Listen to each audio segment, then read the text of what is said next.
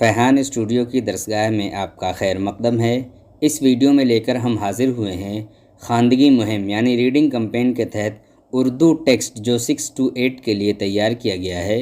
ये reading campaign के तहत दूसरा उर्दू टेक्स्ट है जो इस वीडियो में पेश किया जा रहा है। आइए इसकी इबारत को पढ़ते हैं।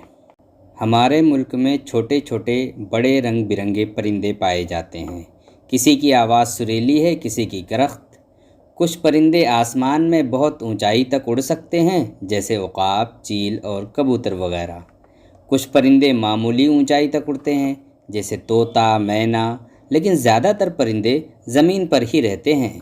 बाज़ परिंदे पानी में बड़े मज़े से तैरते हैं, जैसे बतख और मुर्गाबी। हमारे मुल्क हिंदुस्तान का कौमी परिंदा मोर है। मोर आम तौर पर 4 फीट लंबा होता है। इसकी गर्दन लंबी और छाती का रंग गहरा और चमकीला नीला होता है। मोर सफ़ेद रंग का भी होता है। तोता मैना को लोग शौक़ से पालते हैं। तोता मैना को लोग शौक़ से पालते हैं। ये दोनों परिंदे बोलना भी सीख लेते हैं। तोता ज़्यादातर हरे रंग का होता है। मैना का रंग काला और उसकी चोंच पीली होती है। कबूतर को अमन की निशानी समझा जाता है। कबूतर कई रंग और नस्ल के होते हैं। कबूतर इन परिंदों में से हैं जो उमूमन झुंड में रहते हैं। उनकी आवाज़ गुटर गूं की तरह सुनाई देती है। मुर्गे मुर्गियाँ भी लोग घरों में पालते हैं। मुर्गा सुबह सवेरे बांग देता है और सुबह सवेरे हमें जगाता है। चकोर एक खूबसूरत और सुरीली आवाज़ वाला परिंदा है। बगुला और हंस। बगुला, हंस और सारस लगभग एक ही तरह के परिंदे हैं, लेकिन उनकी आदतें अलग अलग हैं। बगुले की टांगें, चोंच और गर्दन लंबी होती है, लेकिन दुम छोटी होती है। सारस भी सफ़ेद रंग का होता है, लेकिन उसके ऊपरी हिस्से में लाली चमकती रहती है। हंस भी सफ़ेद रंग का खूबसूरत परिंदा है। कोयल और कौवा दोनों काले होते हैं।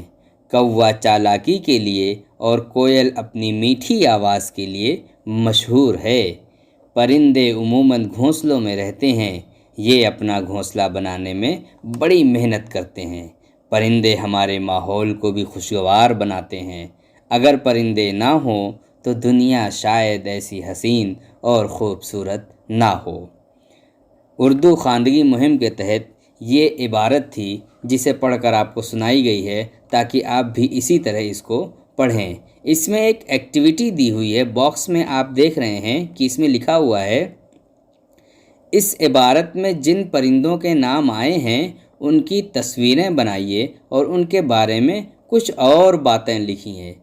जैसे इस इबारत में उकाब, चील, कबूतर, तोता, मैना, बतख, मुर्गाबी और दीगर परिंदों के नाम आए हैं, तो आप इन परिंदों के बारे में और भी जानकारी हासिल कीजिए, मालूमात हासिल कीजिए और उनकी तस्वीरें बनाकर उनके बारे में लिखिए। ये इस उर्दू ख़वानदगी मुहिम की एक्टिविटी है जो आप अपनी कॉपी में करेंगे।